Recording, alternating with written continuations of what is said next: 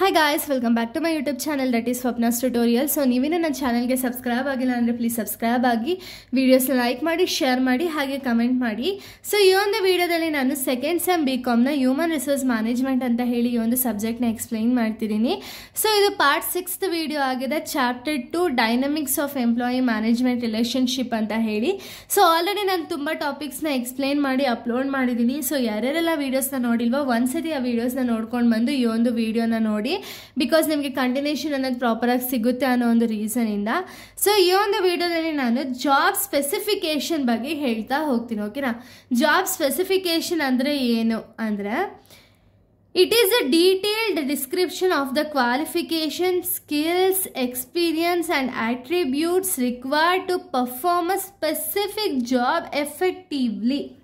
ಅಂದರೆ ಏನು, ಇವಾಗ ಒಂದು ಕಂಪನಿಯಲ್ಲಿ ಯಾವುದೋ ಒಂದು ಪೋಸ್ಟ್ ಅಥವಾ ವೇಕೆನ್ಸಿ ಖಾಲಿ ಇದೆ ಅಂದರೆ ಅಲ್ಲೇನಾಗುತ್ತೆ ಅಂದರೆ ಒಂದು ಪೋಸ್ಟ್ಗೆ ಯಾವ್ಯಾವ ರೀತಿ ಕ್ವಾಲಿಫಿಕೇಷನ್ ಬೇಕು, ಸ್ಕಿಲ್ಸ್ ಬೇಕು, ಎಕ್ಸ್ಪೀರಿಯನ್ಸ್ ಬೇಕು, ಒಂದು ಸ್ಪೆಸಿಫಿಕ್ ಜಾಬ್ನ ಕ್ರಿಯೇಟ್ ಅಥವಾ ಪರ್ಫಾರ್ಮೆನ್ಸ್ ಮಾಡೋದಕ್ಕೆ ಏನೇನೆಲ್ಲ ರಿಕ್ವೈರ್ಮೆಂಟ್ಸ್ ಇದೆ ಅಂತ ಹೇಳಿ ಕಂಪನಿಯವರು ಕೇಳುವಂಥ ಒಂದು ಕ್ವಾಲಿಫಿಕೇಷನ್ ಅಥವಾ ಸ್ಕಿಲ್ಸ್ನ ನಾವು ಜಾಬ್ ಸ್ಪೆಸಿಫಿಕೇಷನ್ ಅಂತ ಹೇಳಿ ಕರಿತೀವಿ. ಓಕೆನಾ?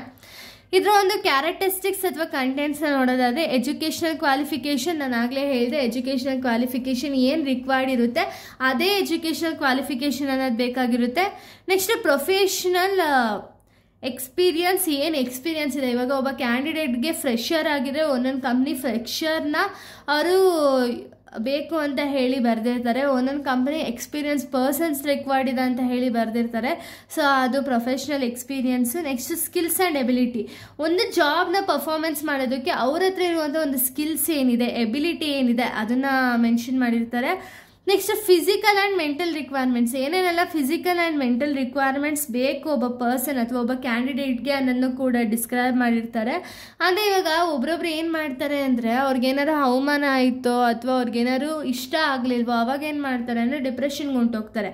ಸೊ ಅದಕ್ಕೆ ಅವ್ರಿಗೆ ಫಿಸಿಕಲ್ ಆಗು ಫಿಟ್ ಇರಬೇಕು ಆ್ಯಂಡ್ ಮೆಂಟಲ್ ಆಗು ಫಿಟ್ ಇರಬೇಕು, ಅಂಥವ್ರನ್ನ ಮಾತ್ರ ಒಂದು ಆರ್ಗನೈಸೇಷನಲ್ಲಿ ತೊಗೊಳ್ಳೋದು.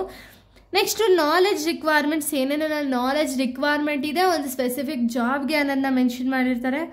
ವರ್ಕ್ ಕಂಡೀಷನ್, ಅಂದರೆ ಯಾವ ಕಂಡೀಷನ್ ಬೇಸಿಸ್ ಮೇಲೆ ವರ್ಕ್ ಮಾಡಬೇಕು ಅನ್ನೋದನ್ನು ಕೂಡ ಮೆನ್ಷನ್ ಮಾಡಿರ್ತಾರೆ. ಇಷ್ಟು ಕೂಡ ಜಾಬ್ ಸ್ಪೆಸಿಫಿಕೇಷನ್, ಮೀನಿಂಗ್ ಮತ್ತು ಕಂಟೆಂಟ್ಸ್ ಅಥವಾ ಕ್ಯಾರೆಕ್ಟರಿಸ್ಟಿಕ್ಸ್.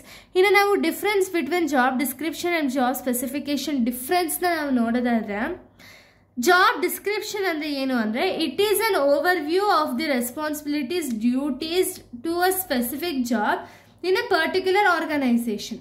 ಅಂದರೆ ಏನು, ಜಾಬ್ ಡಿಸ್ಕ್ರಿಪ್ಷನ್ ಅನ್ನೋದನ್ನ ಕೊಡ್ತಾರೆ. ಒಂದು ಪರ್ಟಿಕ್ಯುಲರ್ ಆರ್ಗನೈಸೇಷನಲ್ಲಿ ಏನೇನೆಲ್ಲ ಡ್ಯೂಟೀಸ್, ರೆಸ್ಪಾನ್ಸಿಬಿಲಿಟಿ, ಸ್ಪೆಸಿಫಿಕ್ ಆಬ್ಜೆಕ್ಟ್ ಅಥವಾ ಸ್ಪೆಸಿಫಿಕ್ ಜಾಬ್ ಏನಿದೆ, ಒಂದು ಪರ್ಟಿಕ್ಯುಲರ್ ಜಾಬಲ್ಲಿ ಏನೇನೆಲ್ಲ ಆಪರ್ಚುನಿಟೀಸ್ ಇದೆ, ಡ್ಯೂಟೀಸ್ ಇದೆ, ರೆಸ್ಪಾನ್ಸಿಬಿಲಿಟೀಸ್ ಇದೆ ಅನ್ನೋದನ್ನ ಮೆನ್ಷನ್ ಮಾಡೋದನ್ನ ಜಾಬ್ ಡಿಸ್ಕ್ರಿಪ್ಷನ್ ಅಂತೀವಿ. ಜಾಬ್ ಸ್ಪೆಸಿಫಿಕೇಷನ್ ಅಂದರೆ ರಿಕ್ವೈರ್ಮೆಂಟ್ ಮತ್ತು ಸ್ಕಿಲ್ಸ್ ಏನು ರಿಕ್ವೈರ್ಡ್ ಇದೆ ಆರ್ಗನೈಸೇಷನ್ಗೆ, ಏನು ಸ್ಕಿಲ್ಸು ಮತ್ತು ಒಂದು ಎಜುಕೇಷನಲ್ ಕ್ವಾಲಿಫಿಕೇಷನ್ ಏನು ರಿಕ್ವೈರ್ಮೆಂಟ್ಸ್ ಇದೆ ಒಂದು ಆರ್ಗನೈಸೇಷನಲ್ ಜಾಬ್ ಅನ್ನೋದನ್ನ ಕ್ರಿಯೇಟ್ ಅಥವಾ ಆರ್ಗನೈಸೇಷನಲ್ ಜಾಬ್ ಅನ್ನೋದನ್ನ ಮಾಡ್ತೀವಿ ಅಂದರೆ ಏನೇನೆಲ್ಲ ಸ್ಕಿಲ್ಸು, ನಾಲೆಜು ಅಥವಾ ಎಜುಕೇಷನ್ ಕ್ವಾಲಿಫಿಕೇಷನ್ ಏನೇನೆಲ್ಲ ರಿಕ್ವೈರ್ಮೆಂಟ್ಸ್ ಇದೆ ಅಂತ ಹೇಳೋದನ್ನ ನಾವು ಜಾಬ್ ಸ್ಪೆಸಿಫಿಕೇಷನ್ ಅಂತ ಹೇಳಿ ಕರಿತೀವಿ. ಓಕೆನಾ? ಇನ್ನು ನೆಕ್ಸ್ಟ್ ನಾವು ನೋಡೋದಾದರೆ, next defines the responsibility of both the employer.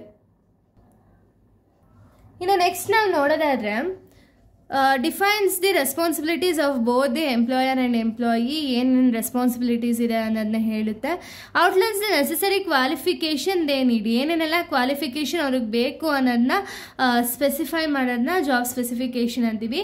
Job description ಅನ್ನೋದು ಒಂದು ಲೀಗಲ್ ಡಾಕ್ಯುಮೆಂಟ್ ಆಗಿದೆ, ಜಾಬ್ ಸ್ಪೆಸಿಫಿಕೇಷನ್ ಅನ್ನೋದು ಒಂದು ಇಂಟರ್ನಲ್ ಡಾಕ್ಯುಮೆಂಟ್ ಆಗಿದೆ.